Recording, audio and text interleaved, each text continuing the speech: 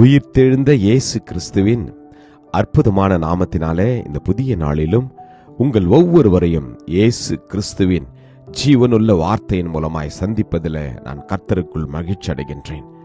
ஏசாயா 25:4.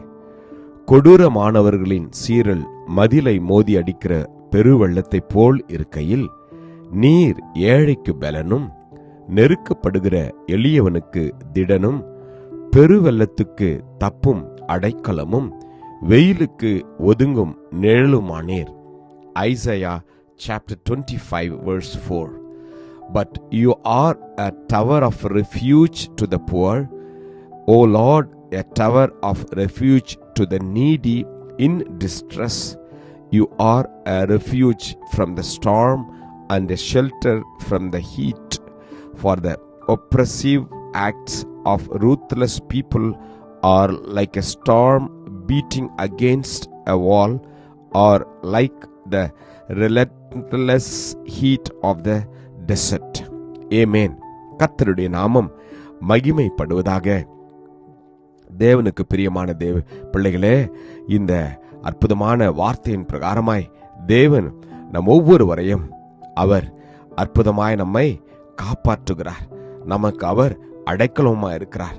நாம் கடந்து போகிற இந்த சூழ்நிலையில, நம்முடைய வாழ்க்கையின் அநேக விதமான போராட்டங்கள் மத்தியில தேவன் நமக்கு அவர் ஏழைக்கு பலனுமாய், நெருக்கப்படுகிற எளியவனுக்கு திடனும் பெருவெள்ளத்துக்கு தப்பும் அடைக்கலமும் வெயிலுக்கு ஒதுங்கும் நிழலுமானார். அமேன். கர்த்தர் உங்களுக்கும் எனக்கும் எல்லா சூழ்நிலையிலும் நெருக்கப்படுகிற நேரங்களில நமக்கு அவர் பலனை கொடுப்பார், திட நம்பிக்கையை கொடுப்பார். அமேன். ஒருவேளை வாழ்க்கையில என்ன செய்ய வேண்டும், எப்படி நாளை தினத்தை நாம் சந்திக்க போகிறோம் என்று அங்கலாய்த்து கொண்டிருக்கிற இந்த நேரத்தில் அவர் உங்களையும் என்னையும் தம்முடைய கரத்தை பிடித்து அவர் வழி நடத்துவார். நமக்கு அவர் அடைக்கலமும் கோட்டையும், ஆபத்து காலத்துல அனுகூல துணையுமானவர். எனவே நீங்கள் நானும் கவலைப்பட வேண்டாம். பூமி நிலை மாறினாலும், மலைகள் நடு சமுத்திரத்தில் சாய்ந்து போனாலும் நீங்கள் நானும் பயப்பட வேண்டாம், கலங்க வேண்டாம்.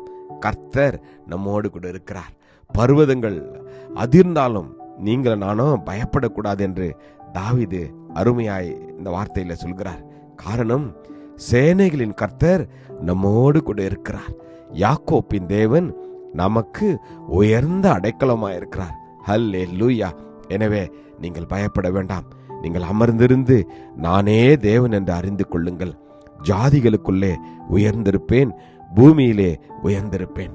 எனக்கு அன்பான தேவஜனமே, சூழ்நிலைகள் எப்பேற்பட்டதாக இருந்தாலும் வாழ்க்கையில ஒவ்வொரு நாளும் நாம் கடந்து போகிற காலங்கள், நேரங்கள் மிகவும் கொடுமையாய் இருந்தாலும் கூட கர்த்தர் நம்மோடு கூட இருக்கிறார். யாக்கோப்பின் தேவன் நமக்கு உயர்ந்த அடைக்கலமா இருக்கிறார். எனவே நாம் பயப்பட வேண்டாம்.